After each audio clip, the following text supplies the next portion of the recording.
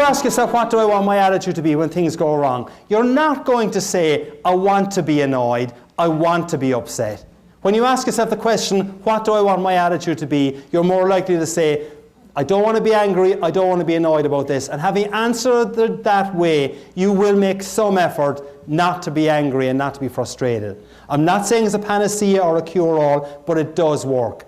And I'll give you an example where it helped me a couple of years ago.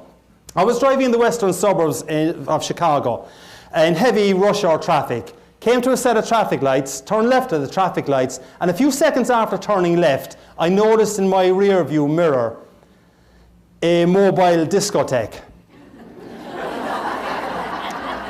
Cop car, flashing lights. So I pulled to the slower lane, he pulled to the slower lane.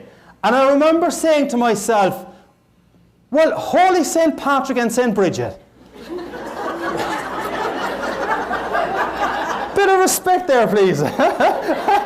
Holy St. Patrick and St. Bridget, what could that fine officer of the law want from an upstanding citizen like me? Now, that was the gist of what I was thinking. I may have said just one four-letter word. But for those of you whose mind is in the gutter, the word was oops. Which, as you all know, stands for uh-oh, police, stop. Right. So I pulled into a little small parking lot at the side of the road, and as I was pulling in, I said to myself, now why does he want to speak to me? And the only reason I could figure why he might want to speak to me was when I had turned left at the traffic lights. They were slightly red. But not by a whole lot now, mind you. So, he's there on his computer checking me to see if in my case I'm a member of the Irish Republican Army, or even worse, a Cubs fan. Go White Sox! I have to tell you, depending on who I'm speaking to, I obviously try and put in a kind of an answer to that gets a reaction. But when I was speaking up near the Green Bay area a couple of years ago, I made the comment that the cop was checking to see if I was a member of the Irish Republican Army, or worse, a Packers fan.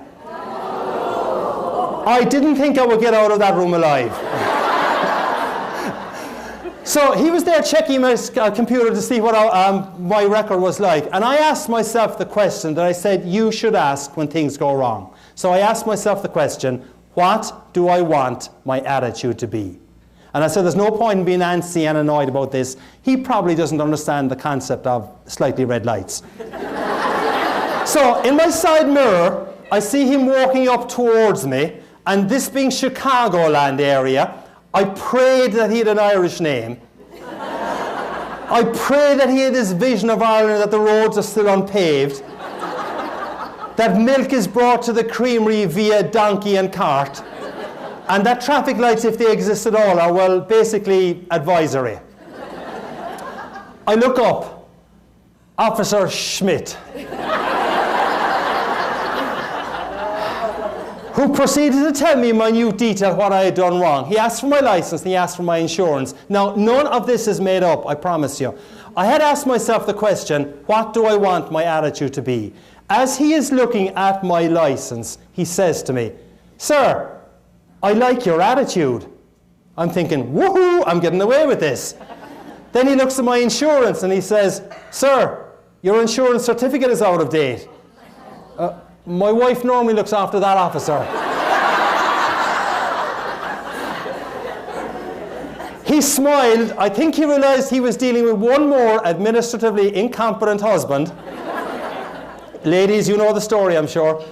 And he just handed back the insurance certificate to me and he said, look, take it easy on that one. Now, I should tell you that this event happened on the 16th of March. Okay? One day before St. Patrick's Day.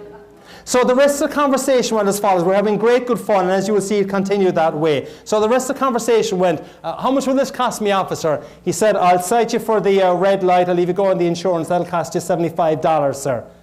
$75? Do you know how many pints of Guinness I can get tomorrow for $75? The guy cracked up laughing.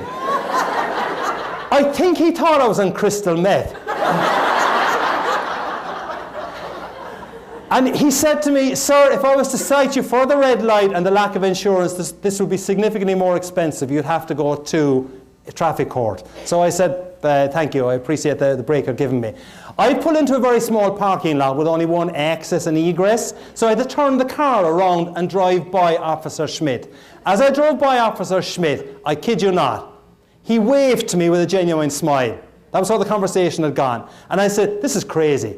This guy's waving to me with a genuine smile and he's after fining me 75 bucks. And I waved back to him with a genuine smile saying, this is really crazy. He's fined me 75 bucks and I'm waving back to him. But what Officer Schmidt, though, would not have known was that for only $75, I had got a really memorable anecdote about the importance of asking yourself a really powerful question when things go wrong. And when things go wrong, and they will for every single person in this room at some stage, the question to ask yourself is, what do I want my attitude to be? It's a powerful question. If you get stuck in a traffic jam on the 88 this afternoon or 3:55 or going home and there's nothing you can do about it, ask yourself the question, what do I want my attitude to be? If you've got problems at work next week and something goes wrong, and it will, it's human nature, ask yourself the question, what do I want my attitude to be? If you've got a colleague who's struggling at work next week and you see that they're not in the best of form, if you can ask that person to remember what the Irish guy said last Friday, what do I want my attitude to be? It can make a difference.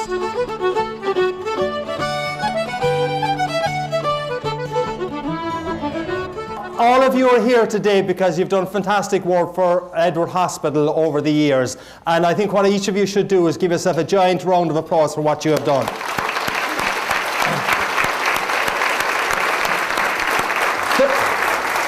There's one particular lady here, Donna Carlson, who's in the front row, who joined Edward Hospital in 1865.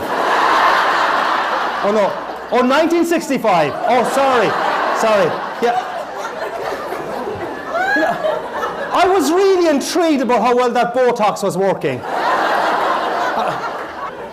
Now, Donna joined the Edward Hospital in the medical records area, and I know you're saying 1965 medical records didn't exist then. Well, I was talking to her earlier and she said they did. Basically it was things like there are only two kind of categories, dead, not dead.